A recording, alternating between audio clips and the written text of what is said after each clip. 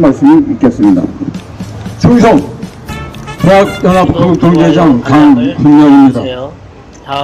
네, 저는 이번에 그 한국과 미국의 한미 정상회담을 보면서 주로 세 가지 정도 크게 얘기하고자 합니다. 첫째는 그래도 하나 건진 것, 하나 성공한 것, 그게 하나 있고, 또 하나는 국내에서 벌이는 정책과 이번 미국에 가서 행했던 외교 행동과는 정반대되는 그런 것을 발견했고, 세 번째 크게는 거의 모든 행위는 실패했다.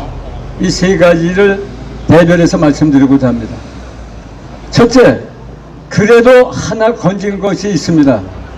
그게 뭐냐 하면은 미사일 거리에 관한 규제를 철폐한 것, 이거는 하나 건졌다.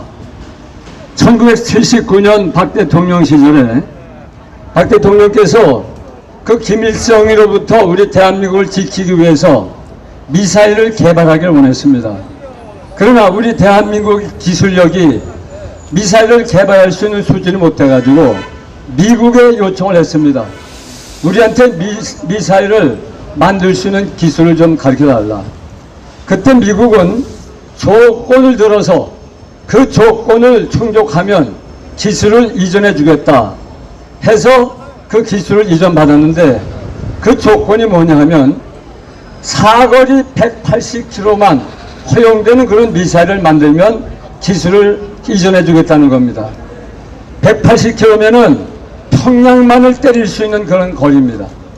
그런 짧은 사거리의 미사일을 만들면 기술을 이전해 주겠다고 해가지고 기술을 이전받아가지고 미사일을 만들었습니다. 말하자면 미사일 주권을 잠시 미국에다가 유보를 하게 된 거죠.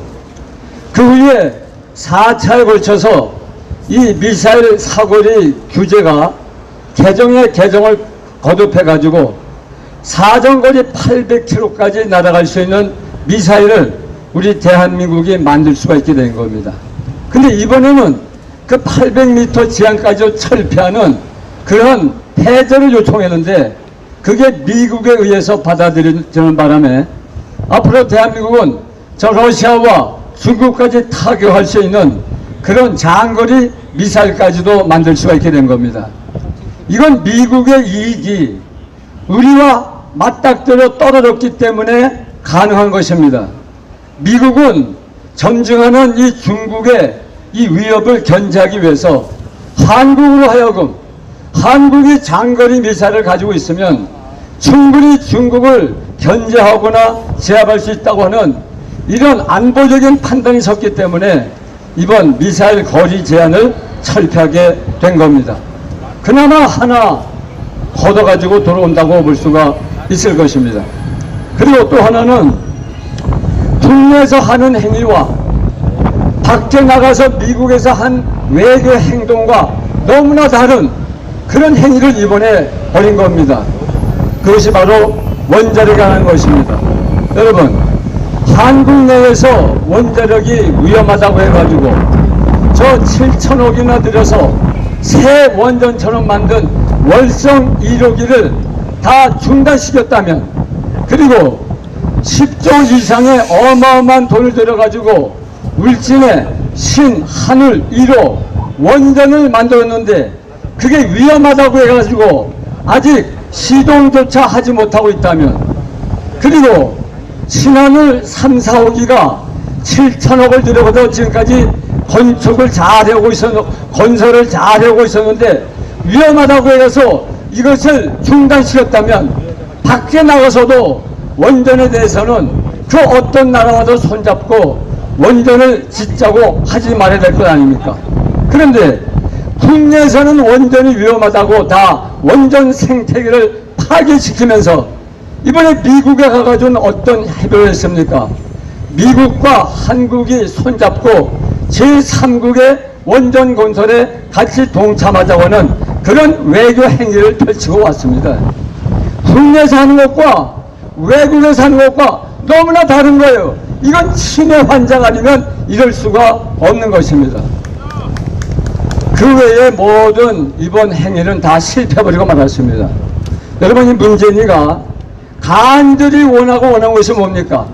지금 북한이 핵무기 때문에 미국을 비롯한 유엔국의 엄청난 제재를 받고 고통 중에 있기 때문에 이 문재인은 어떻게 하든지 이 북한을 향해 쫄려오는 규제를 풀어가지고 김정은과 만나서 무엇인가 회담을 하려고 획정하는데 이게 뜻대로 되지 않는 거예요. 그래서 이번에 바이든한테 이 북핵을 중심으로 한 북한에 대한 규제를 풀어줄 것을 간절히 요청했는데 그게 거절당하고 말았던 겁니다. 이번에 바이든이 그 신문 기자회견에서 말한 거 여러분 듣지 않았습니까? 미국은 절대로 북한이 이 비핵화 조치라고 하는 행동을 하기 전에는 어떠한 저들이 원하는 것을 들어줄 수가 없다고 분명히 못을 박은 겁니다. 이제 이 문재인은 김정은하고도 이제 대화할 수가 없는 겁니다. 김정은이 문재인과 대화하려면 문재인 때문에 무엇인가 미국으로부터 주어지는 인센티브가 있어야 되는데 미국으로부터 거절당했기 때문에 이제는 김정은이가 문재인을 만날 이유가 없는 겁니다.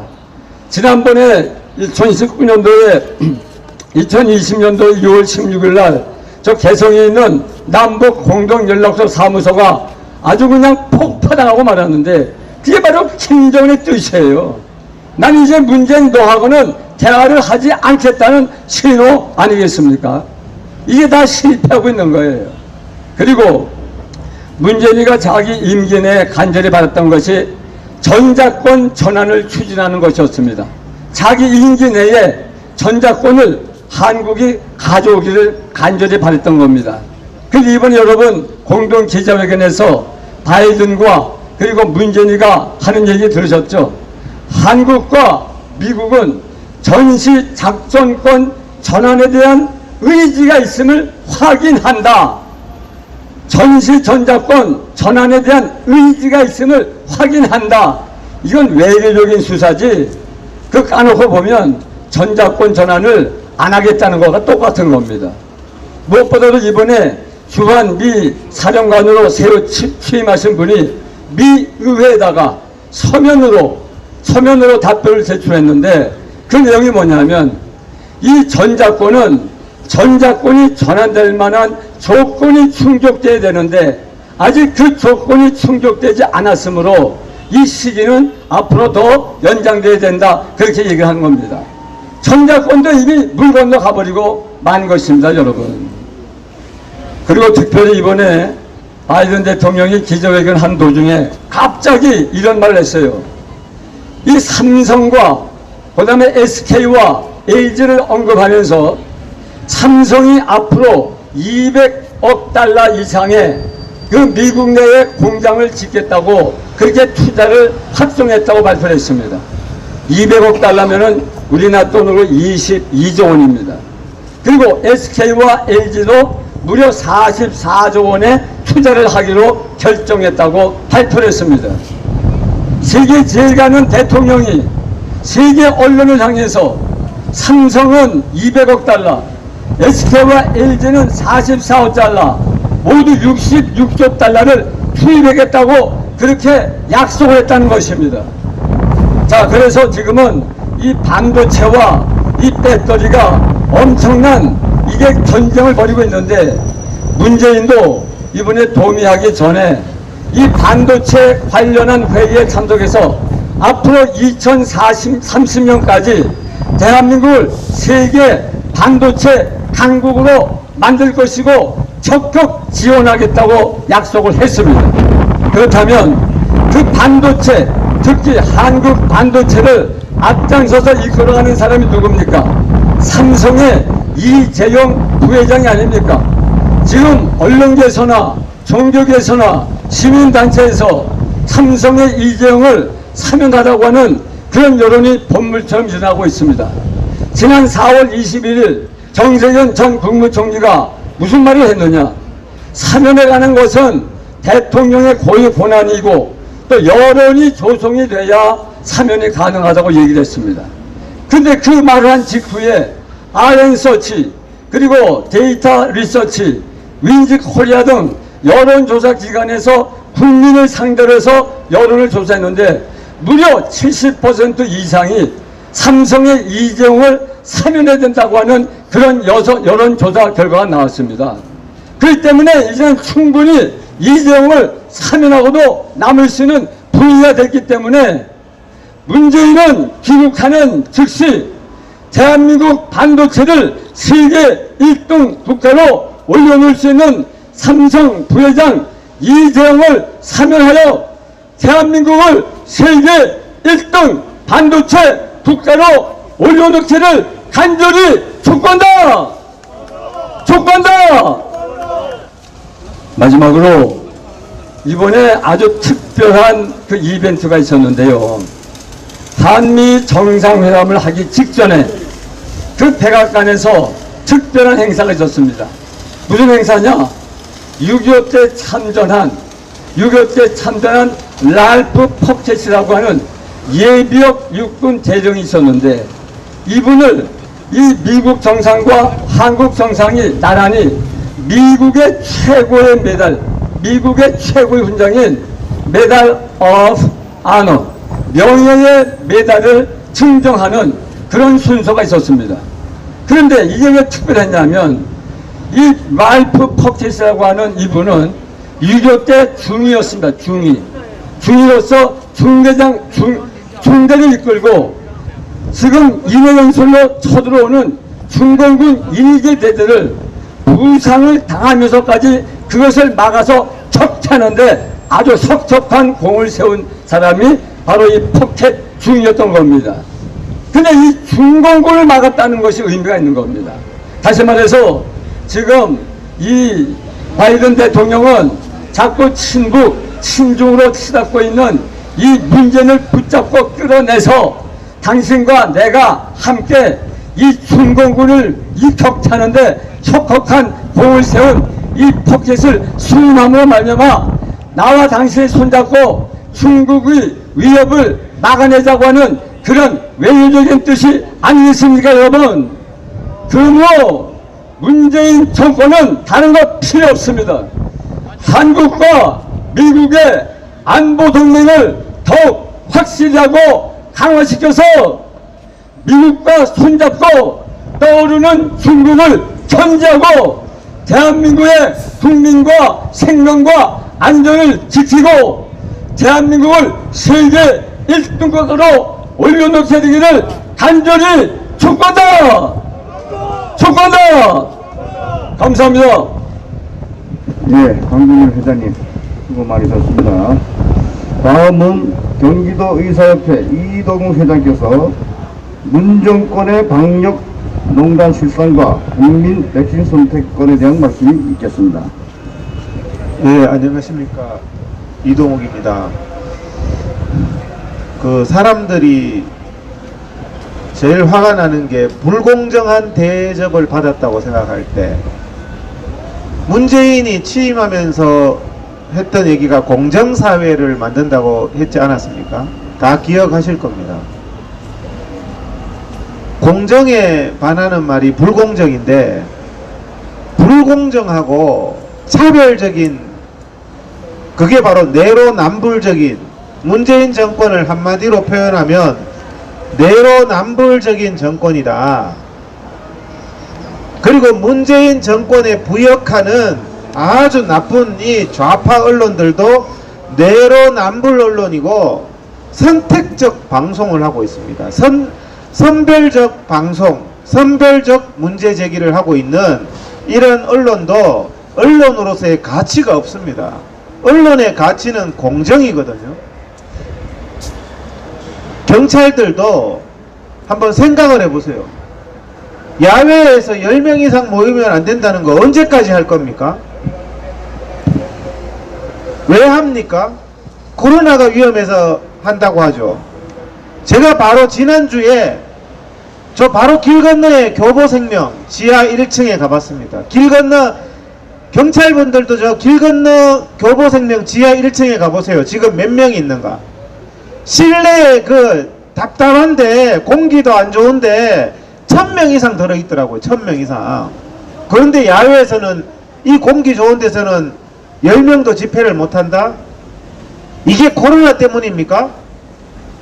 이런 불공정 방역을 해가지고는 문재인이하고 정은경이가 감옥에 갈 일밖에 없다는 겁니다. 그게 바로 직권남용 아닙니까, 여러분? 제가 일부러 한번 들어가 봤어요. 길 건너 교보생명은 코로나가 위험해서 어떻게 하고 있나 1년째 장사 안 하나 싶어서 했더니 그 안에 뭐 가족 단위로 뭐 대깨문들하고 뭐 일반 시민들하고 바글바글하게 들어 앉아 있어요. 1년 동안 여러분들 백화점이나 이마트 가서 인원 너무 많아서 더 이상 못 들어오십니다 하는 경험 해보신 분 한 분이라도 있습니까? 이런 제한 없어요. 백화점 이마트 안에 막 사람이 막 적응이 안 될 정도로 많아도 다 받습니다. 아침에 출근할 때 전철 더 이상 못합니다 하는 거 경험해 보신 적 있어요?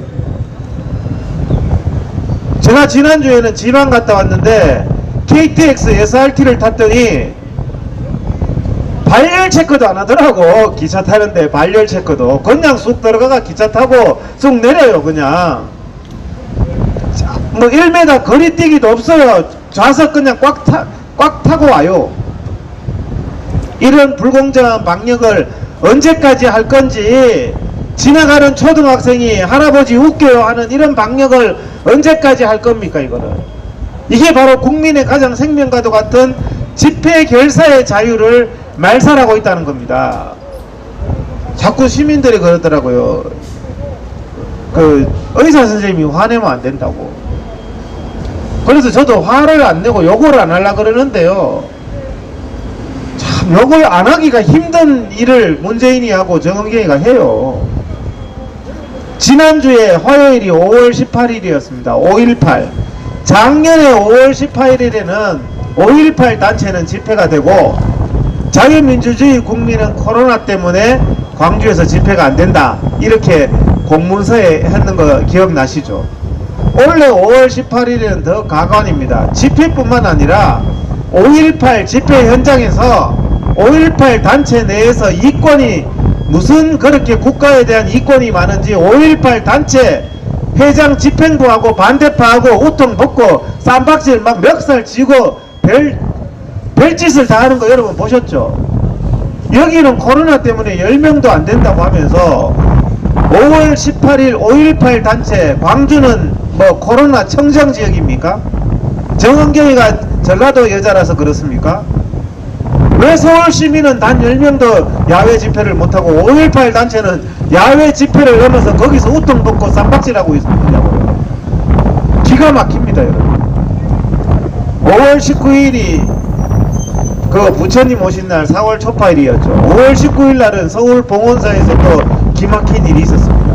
봉원사 거기에 안에 사회적 안전거리도 안 두고 바글바글하게 모였습니다. 5월 19일 날. 5월 19일 날 바글바글하게 모여서 사회적 거리두기도 안 하고 하니까 한 여성이 여기 방역수칙 위반 아니냐 이렇게 경찰에 신고하고 했더니 경찰이 그 여자를 잡아갔습니다. 봉축 법회 방해로. 여러분, 지금까지는 그러면 여기 야외 집회 방해했는 경찰들하고 다 잡아가야 안 됩니까? 방역수칙 위반이라고 집회 방해했던 사람들은 왜 집회한 사람을 법정에 세우고, 봉원사는 방역수칙 위반했는데 왜 신고한 사람을 법회 방해죄로 체포해가 가냐고요. 공정해야 될 거 아닙니까? 세상이 공정해야지. 교회는 신고하면은 예배 중에도 막 공무원이 돌아가지고 예배 못 드리게 하면서, 법회는 방역수칙 위반이라고 신고하니까 신고한 사람을 잡아가요. 법회 방해했다고. 앞으로 그러면 집회 방해죄로 다 잡아가요. 공정한 법의 잣대를 대야 될 거 아닙니까? 여러분, 우리가 화가 나는 것은요, 속았을 때 화가 납니다. 다 코로나 때문에 집회도 못하고 예배도 못 드리나 싶었더니 마스크 벗고 몇백 명이 밥 처먹고 있지를 않나? 저 교보문고 지하에 1000명 이상씩 바글바글하게 들어앉아서 웃고 있지 않냐? 그런 거를 보면서 화가 난다는 겁니다.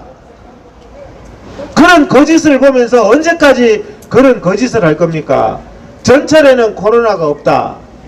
백화점에는 코로나가 없다. 백화점에 코로나가 왜 없냐 했더니 복지부 공무원이라는 인간이 환기가 잘 돼가 없답니다. 환기가 잘 돼가지고. 백화점 환기 잘 됩니까? 여러분 백화점 가보시면 백화점은 장사하려고 그런지 백화점에 없는 게 하나 있죠. 시계가 없어요. 물건 오래 사라고 시계가 없어요. 백화점은 본인 말하고. 그러고 깜깜하게 해가지고 환기 안 됩니다. 백화점 가보신 분 알잖아요. 거기가 환기 잘 되면 여기 야외는요. 야외는 왜 10명 이상 안 됩니까? 환기가 잘 되는데. 지난주 5월 15일까지 문재인 정부에서 코로나 백신 맞고 120명 사망했다고 통계를 내놨더라고요. 120명.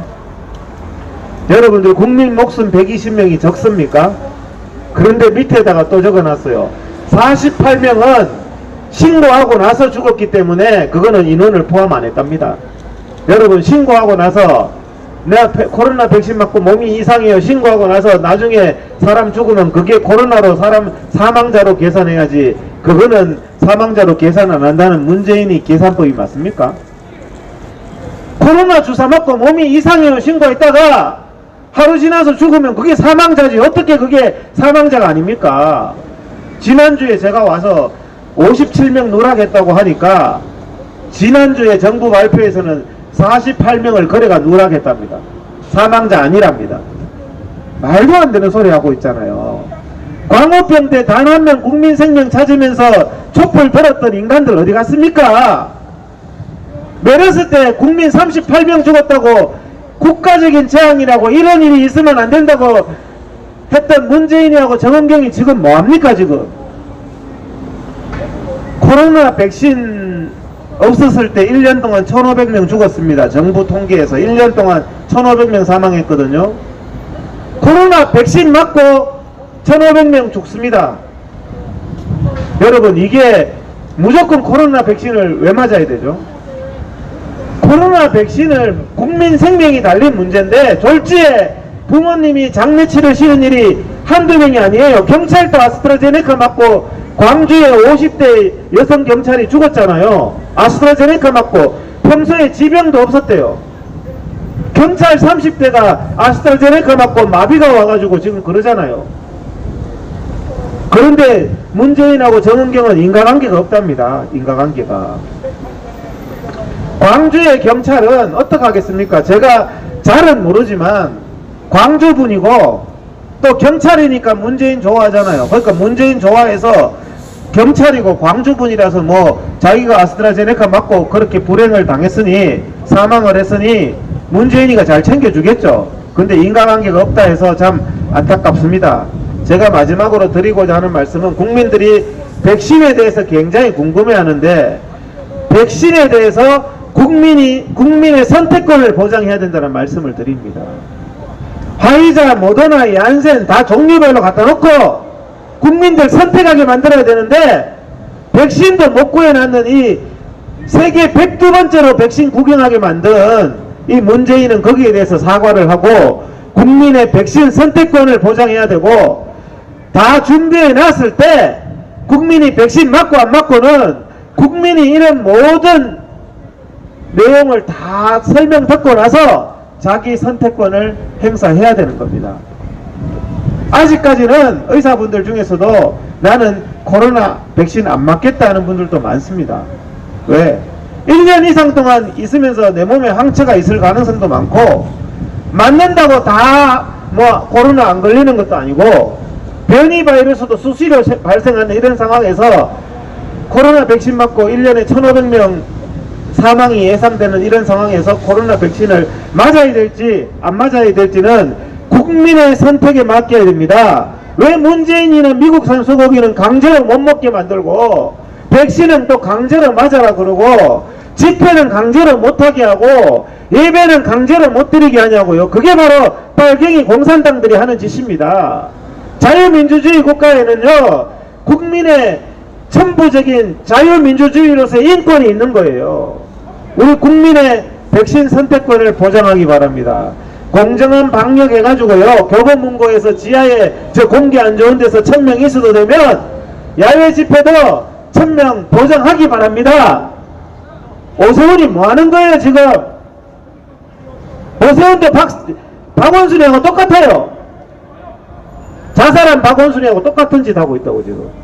야외 이 공기 좋은 데서 10명 이상 안 된다고 여기서 기다리고 구경하고 있는 경찰이나 10명 이상 안 된다고 하는 이런 것에 참 고통받는 국민이나 문재인의 이 거짓으로 인해서 참 기가 막힌 한 번도 경험하지 못한 나라를 경험하고 있습니다.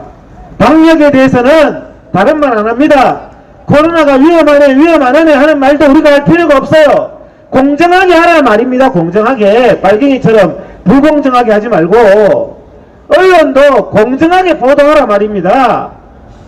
미국산 소고기 먹고 한 명 죽는 게 그렇게 뉴스거리였으면 코로나 백신 맞고 지금 170명 사망한 거에 대해서도 공정하게 보도하란 말입니다. 보도를 안 해요. 보도를.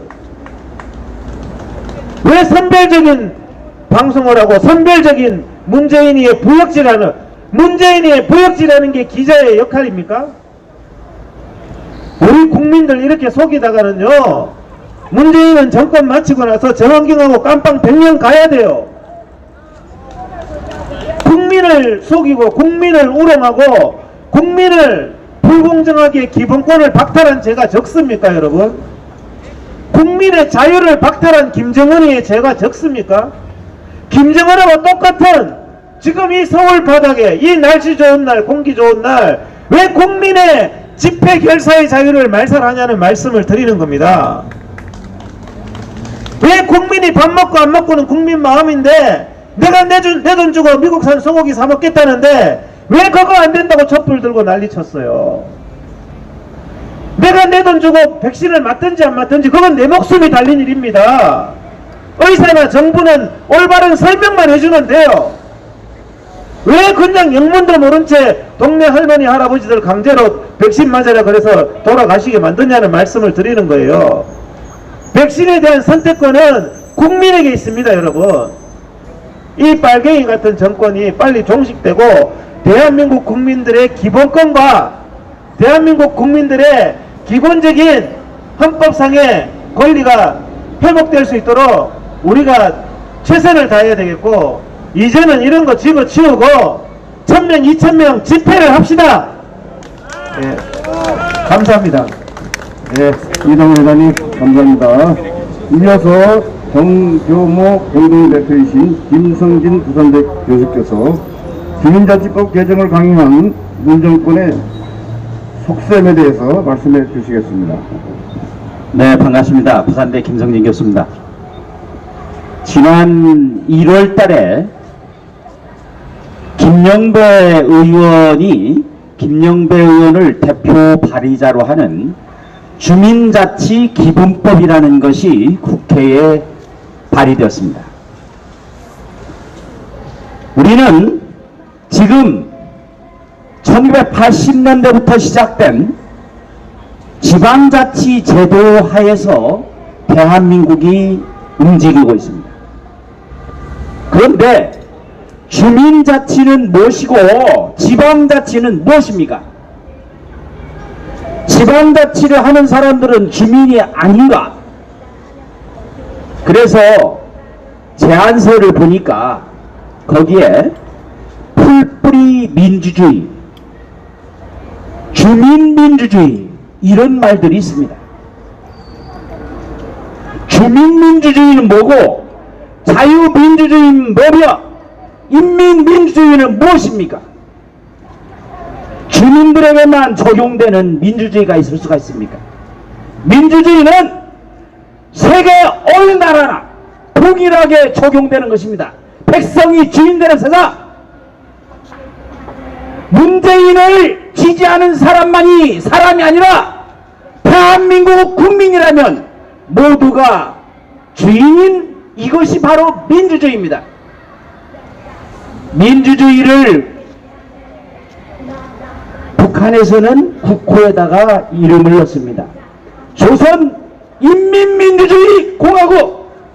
그런데 애국 시민들께서 잘 아시다시피 전 세계에 민주주의라는 이름을 단 국가치고 빈곤하지 않은 나라 없고 권력자에 의해서 학살당하지 않는 나라가 없습니다. 왜 민주주의를 그렇게 국호에까지 붙이느냐? 민주주의가 제대로 되지 않기 때문에 이름에 민주주의를 붙이는 것입니다. 그런데 김영배라는 이 자는 민주주의를 주민민주주의로 분리를 하는 것입니다. 제가 요즘 하도 답답해서 땅을 몇 번 빌려가지고 주말 농장을 합니다. 그런데 밭에서 일할 때 항상 가장 힘든 것이 뭐냐? 풀 뽑는 일이에요. 우리가 공을 들여서 야채를 가꾸고 과일을 따먹으려고 하면 철저하게 잡초를 없애야 합니다. 그런데 이 자들은 언제나 필요할 때마다 풀뿌리 민주주의만을 외칩니다. 잡초가 무성하면 절대로 좋은 과일과 야채를 먹을 수가 없습니다. 그럼에도 불구하고 달콤한 풀뿌리 민주주의라는 말로 지방자치법이 엄연히 있는데도 주민자치 기본법안이라는 것을 강행 처리하려고 지금 시도를 하고 있습니다. 왜 이들은 주민자치 기본법이라는 것을 할까요? 우리는 잠시 우리 자신에 대해서 생각해 볼 필요가 있습니다. 이 말씀을 듣고 계신 여러분들, 아파트 주민회의에 1년 동안 도대체 몇 번쯤 참석하십니까? 참석을 거의 하지 않습니다. 하도 참석을 안 하니까 참석하는 사람들끼리 모여서 멋대로 아파트 조례도 만들고 규정도 만들고 그렇게 되는 거예요. 그러면 주민자치기본법이 법을 제정해서 실제로 실행이 될 경우엔 전교조나 민노총과 같이 적극적인 조직력을 가진 자들에 의해서 전국 3,000여 개의 읍면동 주민자치회가 그대로 장악되는 것입니다. 그 법안에 의하면 이들 읍면동에는 사무국을 둔다고 합니다. 사무국을 둬서 지금 구의회 아니면은 시의회에서 담당하고 있는 모든 권한을 그대로 축소해서 갖게 된다는 것입니다. 그러면 전국에 3,000여 개의 좌파 시민단체에 적용되는 장악되는 이 단체들에 의해서 대한민국 3,000여 개의 독립된 해방구가 만들어지는 것입니다. 왜 이것이 가능하냐? 이 주민자치법안에 의하면 묘하게도 주민만이 그 구성원이 되는 것이 아니라 그 지역에서 살고 있는, 그 지역에서 근무를 하고 있는 공무원도 아니면은 그 지역에 근무하는 회사원도 거기에 일원이 된다는 것입니다. 권리를 갖는다는 것입니다. 그 말이 무엇을 말합니까?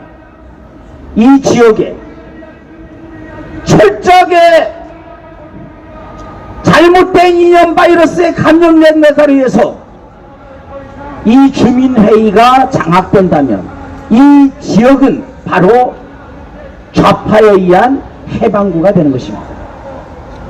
그들 주민자치에서는 경비를 쓸 수가 있습니다. 공무원을 불러들일 수 있습니다. 주민들의 개인 정보까지 파악할 수 있습니다. 요구하면은 다 드러내야 돼요. 그러면 일부 몰지각한 게 아니라 간사하고 간교하고 사악한 인간들에 의해서 우리 주민 모두, 대한민국 국민 모두의 사생활, 사적 정보, 개인 정보가 모조리 사악한 자들에 의해서 유출되고 악용될 수 있다는 이 끔찍한 사실을 우리는 알아야 할 것입니다. 그런데 이쯤에서 한 가지를 기억을 떠올릴 필요가 있습니다. 지금부터 50여일 전에 2021년 4월 3일에 제주도 4.3 사태, 이것에 대해서 문재인이 도대체 무슨 말 했습니까? 남로당의 기습으로 인해서 돌발한 4.3 사태에 대해서 폭력행위를 진압한 군경들이 국가폭력을 저질렀다고 그렇게 얘기를 했습니다. 이것이 도대체 말이 됩니까? 어떻게 해서 이놈의 나라는 폭력을 저지르는 자들이 민주유공자가 되고 폭력을 진압하는 군경이 폭력 행사자가 되는 이 도무지 말도 안 되는 이야기를 우리가 들어야만 합니까? 그래서 문재인이 말한 이 말을 다시 한번 보면 당시에 2018년부터 제주도에서는 정명운동이라는 것을 펴고 있습니다. 정명운동이 무엇입니까? 이름을 바르게 한다는 것입니다. 그러면서 그들은 말합니다. 4.3은 사건인가 운동인가 항쟁인가? 4.3은 폭력 사태예요. 폭력 사태를 진압한 군경에 대해서 왜 그들이 국가 폭력을 자행한 폭력 집단이 되어야 하는 것입니다. 정권 친근하다. 이들이 하는 일이 모두가 그렇습니다. 친근하다 간첩 정권. 이 정명 바르게 잡아야 합니다. 어느 곳이나 국가를 파괴하고 국가 기본 질서를 무너뜨리는 자들을 모조리 민주유공자라고 말하는 이것이 제대로 된 이름입니까? 이름을 바로 잡아야 합니다. 생각해 보십시오. 대한민국 헌법에는 대통령은 국토를 수호하고 국민의 생명을 지켜야 합니다. 그런데 대통령이라는 자가 어떻게 대한민국의 국민이 북한군에 의해서 사살당하고 기름에 불태워지는 이 수모를 당했는데 이 보고를 듣고 어떻게 한가하게 공연을 관람할 수 있습니까? 간첩이에요, 간첩. 대한민국 헌법에 따르면 북한 주민도 대한민국 엄연히 국민입니다.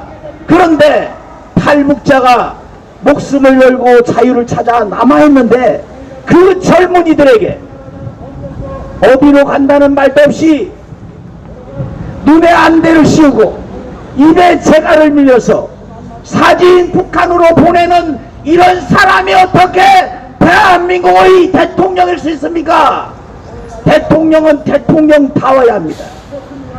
그것이 공자가 말한 정명입니다. 대통령은 대통령다워야 되고 임금은 임금답고 신하는 신하답고 아비는 아비답고 자식은 자식다운 것이 동양의 전통사상인 정명입니다. 대통령은 대통령다워야 합니다. 대통령은 국토를 지키고 국민들의 생명을 소중히 여겨야 됩니다. 대법원장은 거짓말을 하는 사람을 처벌합니다.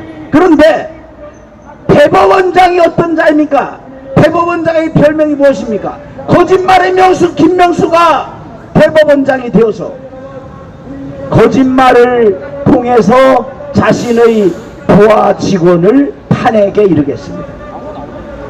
대법원장은 거짓을 잃지 않는 자들을 처벌해야 되는 것입니다. 그런데 어떻게 대법원장이 사법부 수상 대법원장이 거짓말의 명수라는 말을 듣습니까?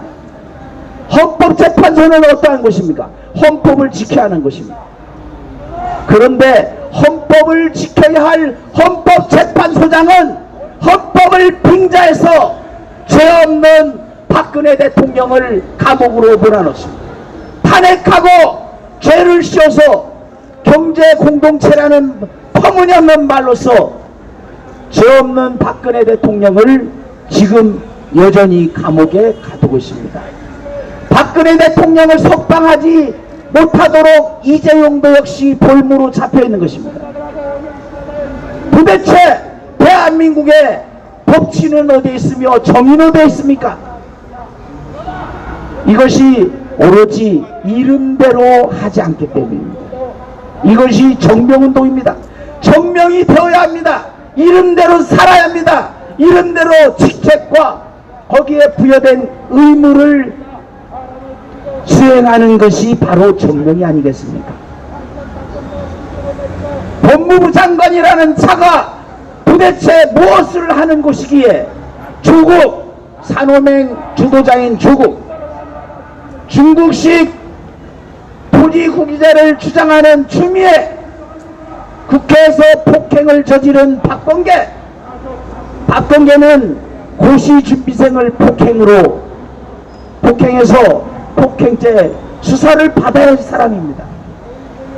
법무부 차관은 어땠습니까? 택시기사를 폭행했습니다. 법무부 장관이 잇따라서 범죄를 저지른 자들, 이런 자들을 잇따라서 법무부 장관으로 임명하는 사람이, 임명권자인 대통령이 과연 제대로 된 정신을 가지고 있습니까? 그래서 우리는 이제 이름에 걸맞는 그러한 운동을 해야 할 것입니다. 정명운동, 이름대로 좀 살아라. 대통령이면 대통령답게, 법무부 장관이면 법무부 장관답게, 대법원장이면 대법원장답게, 헌법재판소장이면 헌법재판소장답게, 그러한 인격과 그리고 권능과 그리고 그 지혜에 따르는 책임을 가지고 역할을 해야 하지 않겠습니까? 이제 우리에게 닥쳐진 가장 큰 위험, 주민자치라는 이름으로 포장된 이 터무니없는 인민위원회 촉구법을 우리는 반드시 저지해야 합니다. 인민위원회법인 주민자치기본법이 국회에서 통과된다면 우리는 내년 대선 지방선거 하나만한 게임이 될 것입니다. 그래서 우리는 자유민주주의를 수호하기 위해서라도 이름에 걸맞는 명실상부한 그런 범주를 만들고 집행을 하도록 우리가 힘을 합해야 할 것입니다. 예, 감사합니다. 예, 오늘도 김성진 교수님 먼 데서 오셔가지고 고맙습니다.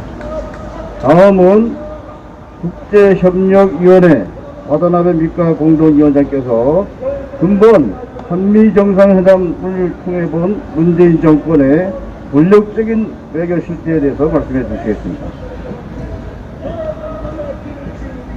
애국국민 여러분, 진심으로 존경하고 사랑합니다.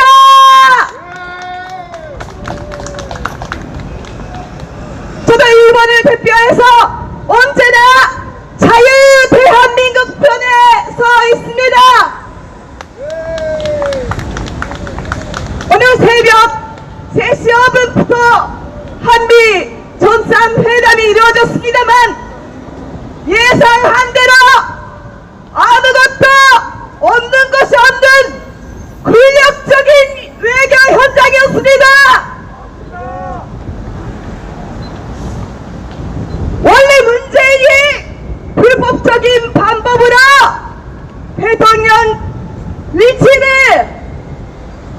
빼앗아간 도덕이기 때문에 애초에 기대할 것은 없습니다만 그래도 400억 달러나 되는 고액 투자를 약속하고 미국의 고용 확대에는 엄청나게 많은 공헌을 하면서 대한민국의 젊은이들은 더욱더 고용 기회를 잃고 어려워져가는 이 현실을 어떻게 해결할 것입니까?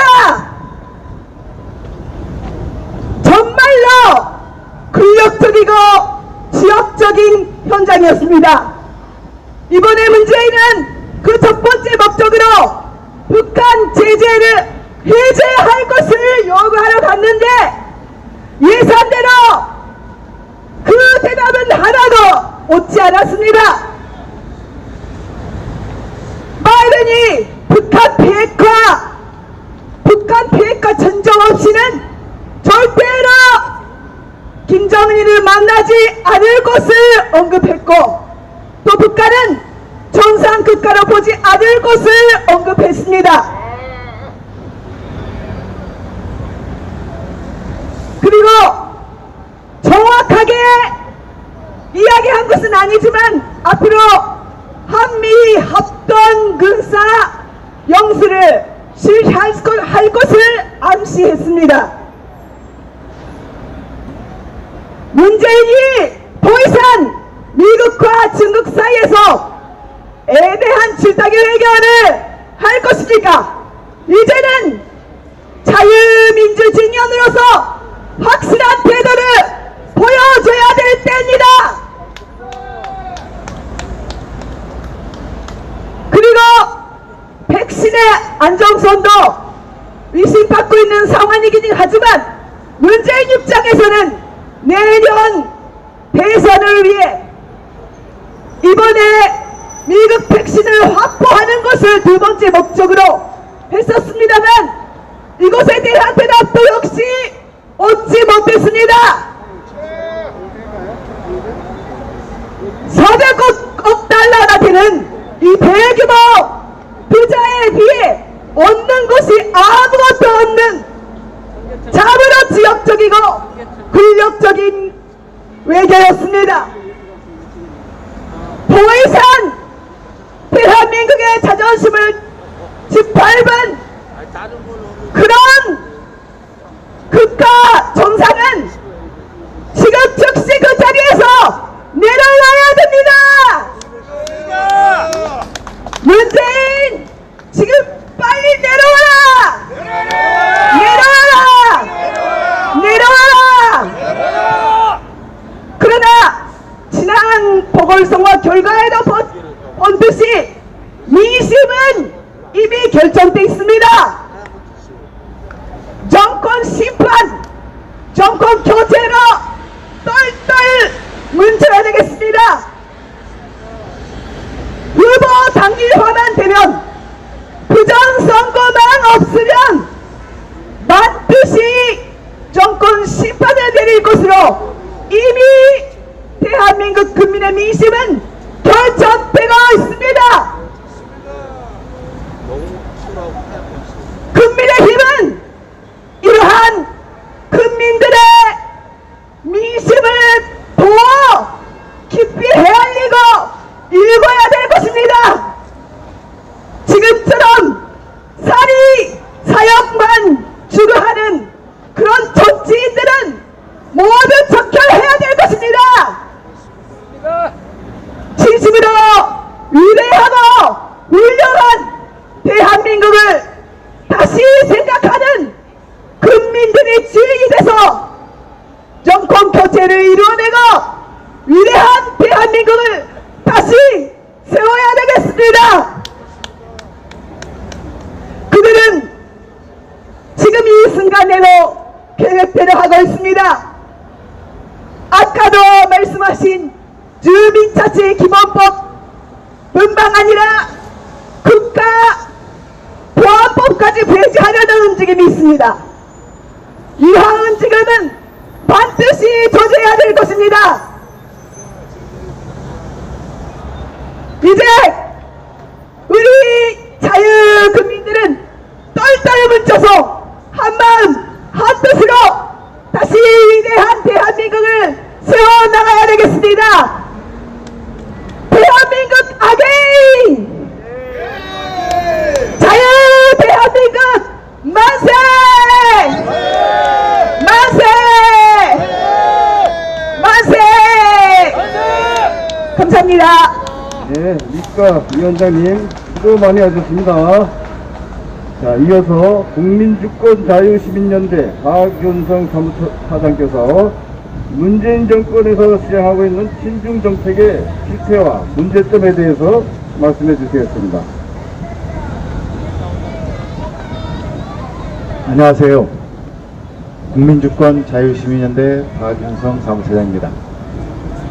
여러분들 일제강점기, 이제강점기라는 말 많이 들어보셨죠?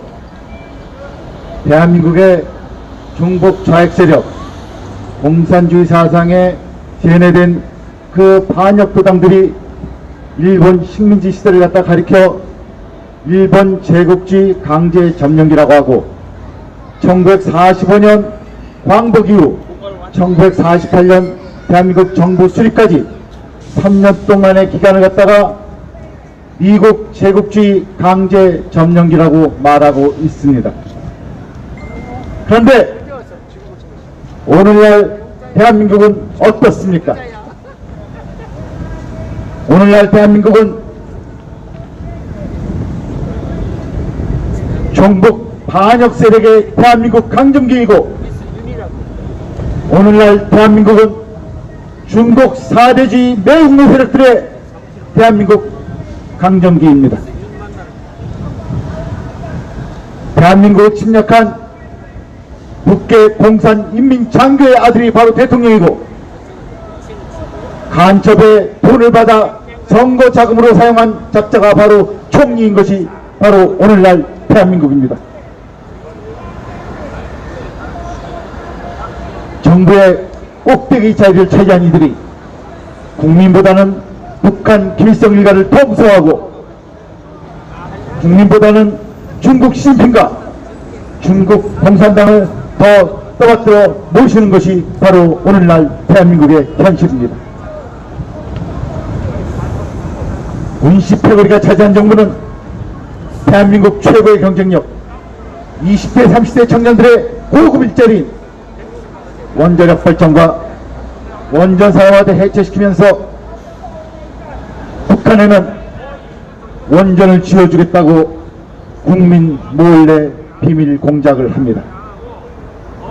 문시패거리는 대한민국의 국내 산업 기반을 무너뜨리면서 무려 4조 4천억이라는 국민 횟수를 갖다 동원해서 북한에다 공항을 지어주겠다고 합니다. 때맞춰서 더불어민주당의 정신 나간 국회의원은 관련법을 개정하겠다고 발의를 하고 있습니다. 이것은 대한민국 남측시에 사용될 북한의 혼군 군사기지를 갖다가 우리 국민의 혈세를 동원해서 지어주겠다고 하는 반역질이 아니고 무엇이겠습니까? 문시패거리들의 종중사대주의 매국노질은 더욱 가관입니다. 중국 방문 시 10여 차례 혼밥을 하며 국격을 무너뜨리고 국민 가슴에 상처를 남기고도 모자라서 오히려 중국은 큰 산이고 한국은 작은 동산이라는 저자세로 중국 몸은 중국인만이 아니라 전 세계 모든 사람들이 같이 꿔야 되는 꿈이라는 헛소리 망발을 뱉는 것이 바로 대한민국 대통령이었습니다. 설날이 되니 문씨는 대한민국 국민보다는 시진핑에게 불났게 전화를 걸어서 신년 인사를 먼저 챙기고, 정세균 국무총리, 이재명 경기지사, 박병석 국회의장 등 문시패거리 고관대자들 10여 명은 중국인들에게 머리 조아려서 신년 인사 아부 방송하기에 바빴습니다. 대한민국 건국 이후 70년 역사상, 아니 더 나아가 조선 왕조 500년을 돌아봐도 이렇게 중국에 대하여 저자세로 사대주의 아부를 하고 경쟁적으로 아부를 펼친 정권은 그 어느 시대에도 없었습니다. 문시패거리 중국에 대한 매국노질은 국격을 무너뜨리고 국민의 가슴을 후벼파는 저자세 사대주의에 그치는 것이 아닙니다. 대한민국이 문화전선, 외교전선을 포함한 모든 분야의 매국노의 암문이 드리워지고 있습니다. 중국이 한족 지상주의를 내건 포압적 자세에 문정권은 스스로 머리를 조아리고, 중국의 심기를 거슬까봐 스스로 입을 막고 국민들에게도 조차도 침묵을 강요하고 있습니다. 대한민국의 역사를 삼키려는 중국의 동북공정에 찍소리 한마디 안 하고, 한국에 영향 없는 일본의 원전 오염수 방류엔 사기 반일쇼를 냈다 하면서도 전 국민에게 일상적 고통과 매년 4만여 명의 사상자를 만들어내는 중국산 미세먼지에 대하여, 그리고 중국 도량에 들어선 수십 개 중국 원전이 오염수 방류에 대하여, 그리고 꽃게철이면 황해를 뒤엎는 중국의 불법조, 중국산 알몸 시궁창 김치에는 입을 쳐막고 있는 것이 바로 오늘날 대한민국의 현실입니다. 문 정권의 중국인 우대 정책을 보면 더욱 기가 막히고 코가 막힙니다. 대한민국에서 평생 세금을 내며 살아온 우리 대한민국 국민들도 이런 대우를 못 받습니다. 중국인들이 대한민국에 받는 대우를 살펴보면 우리 대한민국 국민들은 이둔 국민에 지나지 않는 것처럼 보입니다. 국내에 거주하는 중국인의 주는 혜택이 20여 개가 넘어가는데 세세히 주요한 것을 살펴보면 중국인을 상전 모시듯 대우하고 있습니다. 첫째, 중국인이 국내에 살고자 한다면 정착 지원금을 준다고 합니다. 중국인이 국내에서 결혼하면 결혼 지원금을 모두 부담해 준다고 합니다. 그리고 우리 국민들은 월세가 없고 전세가 없어서 길거리를 헤매는데 중국인들한테는 공공 임대주택의 우선순위를 배당한다고 합니다. 그리고 우리 젊은 부부들은 부담스러워 애를 낳기를 갖다 꺼려하는데 중국인들은 출산 시에 모든 비용을 지원하고 더욱이 그 아이들에게는 국공립 어린이집을 갖다가 우선 배당해 준다고 합니다. 그리고 우리 부모들은 그 학생들이 자기 자식들이 좋은 대학에 가도록 매달 수십만원에서 수백만원씩 학원비를 갖다가 지불하면서 대학 입시에 열을 올리고 있는데 중국인들한테는 대학 입시 수시 특별전형 다문화 정책을 적용하고 있다고 합니다. 특히 모든 국민들의 업적으로 재산권을 탄압하고 있는 문정권의 부동산 압박과 온갖 규제가 중국인들한테는 적용되지 않고 있다고 합니다. 즉 1가구 2주택 3주택에 대한 재산세 중과세가 중국인들한테는 면제가 되고 있습니다. 그리고 우리 국민들은 세금을 무서워서 부동산을 갖다가 팔고 팔지 못하는데 중국인들한테는 팔고 팔 때 부여되는 양도세, 취득세, 등록세가 면제되고 있다고 합니다. 이런 문정권의 중국인 특별 우대 부동산 정책에 힘입어 지난해 중국인의 수도권 부동산 싹쓸이 쇼핑은 우리나라 건국 이래 최고치에 달했다고 합니다. 지난해 전체 외국인이 구입한 부동산 중에서 무려 52%가 중국인들이 독점한 것이었습니다. 게다가 중국인들의 부동산 구입은 거주용 주택에, 아파트와 같은 거주용 주택에 집중되었다고 합니다. 문정권이 벌이는 대한민국의 중국 속국화 매국 노질은 여기서 그치지 않고 있습니다. 바로 얼마 전에 법무장관 박범계를 시켜서 발의한 국적법 개정안은 그 정점을 이루고 있습니다. 그 국적법 개정안을 보면 6살 이하의 외국인 자녀에게는 대한민국 국적, 대한민국 시민권을 자동으로 부여한다고 합니다. 그리고 국내에 거주한 외국인의 7살 이상의 자녀에게도 5년 이상 거주하면 대한민국 국적, 대한민국 시민권을 자동으로 부여한다고 합니다. 그런데 문제가 된 것은 이 국적법의 적용 대상이 95%가 국내에 거주하고 있는 중국인들한테 적용되고 있다고 하는 것입니다. 그 입법 취지를 살펴보면 더욱더 가관입니다. 한국인의 저출산을 위한 대책으로 중국인들에게 한국 국적을 주겠다고 하는 것입니다. 즉 모자라는 한국인을 중국인도 채우겠다는 것인데 중국인들한테 한국 국적을 주면 그 중국인들이 한국인이 된단 말입니까?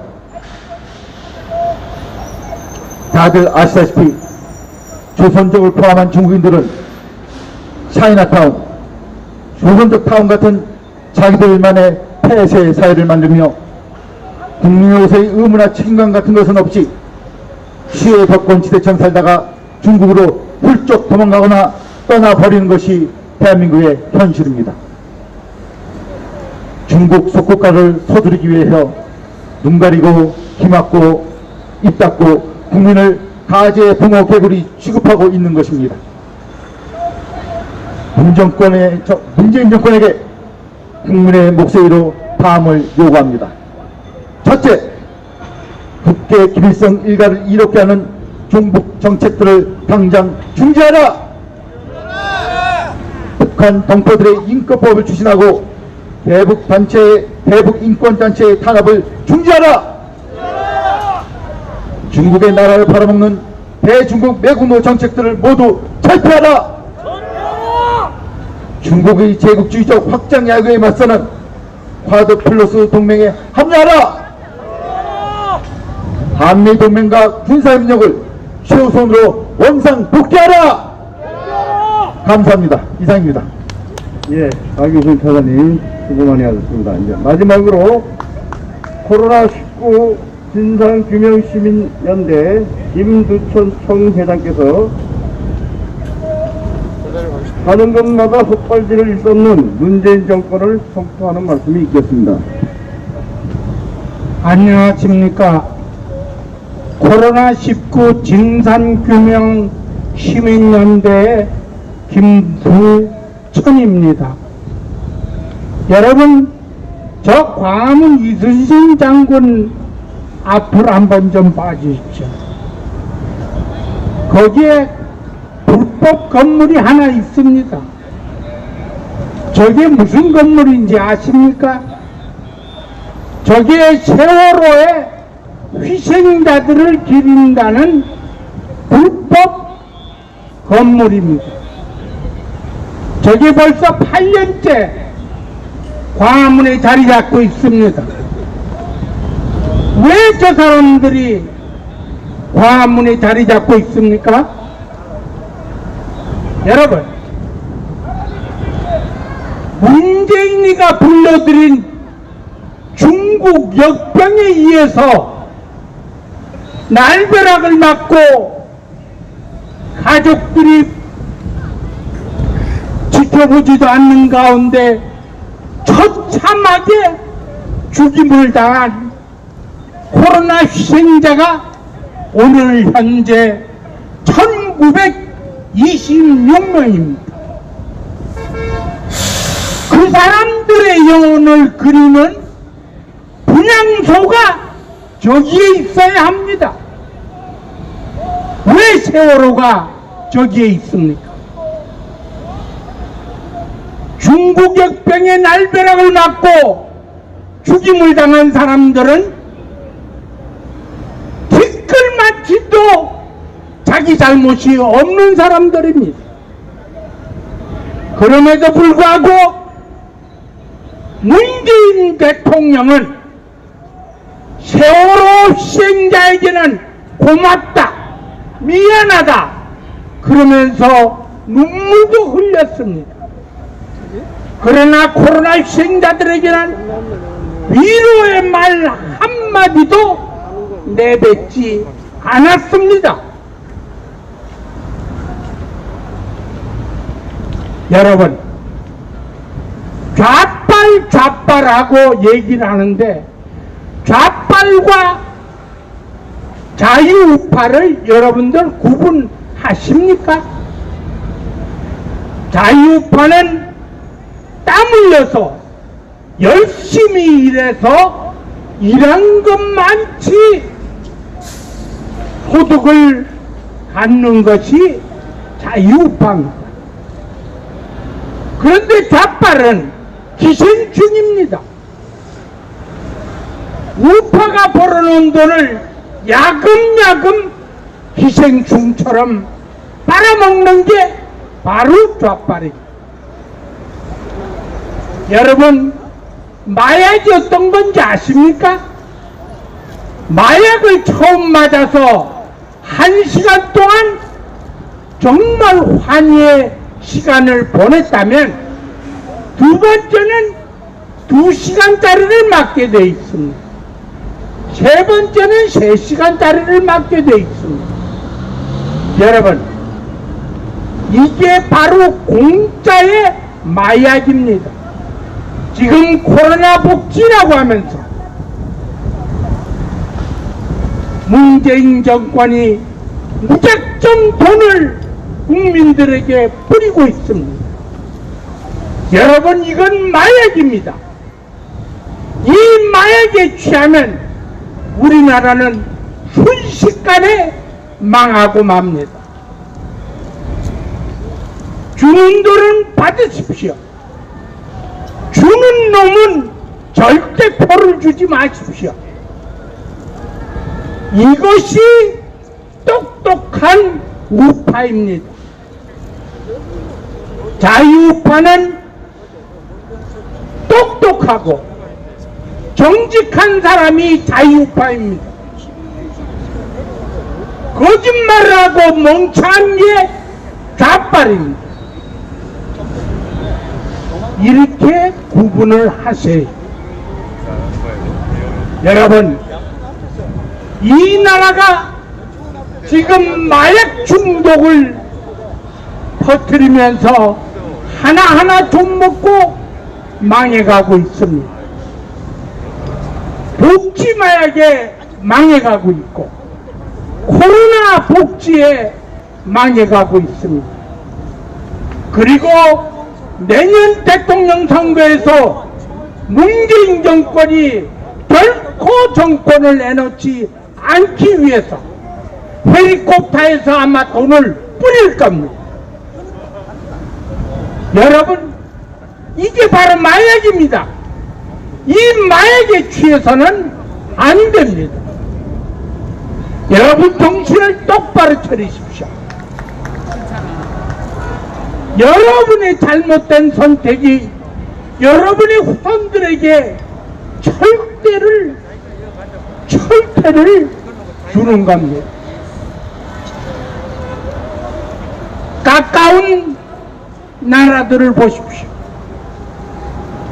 자, 왜 우파는 똑똑하고 정직한데 왜 좌파는 멍청하고 거짓말을 잘하느냐?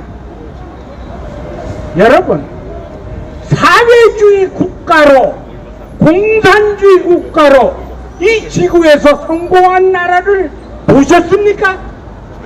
단 한 나라도 없습니다. 이렇게 비상식적인 이론을 받아들이는 사람들이 멍청하지 않으면 뭡니까? 여러분, 내년 3월 9일까지 우리가 기다릴 수가 없습니다. 광화문을 회복해야 됩니다. 광화문을 회복을 해서 문재인 정권을 쓸어내야 합니다. 하루속히 쓸어내지 않으면 우리나라 국민은 마약에 중독이 돼서 영혼을 잃어버리는 생활에 빠져들고 말 것입니다. 문재인 정권이 돈을 뿌리면 받으십시오. 그리고 그 개새끼들에게는 표를 찍지 마십시오. 이게 바로 우리가 살 길입니다. 바로 이것이 대한민국을 구하는 길입니다. 여러분, 대한민국을 누가 만들었습니까? 이승만 대통령이 만들었습니다.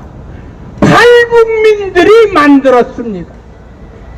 이북에서 김일성의 폭정에 시달리다가 이남으로 오신 남한 탈북민들이 대한민국의 주축돌이 되었습니다.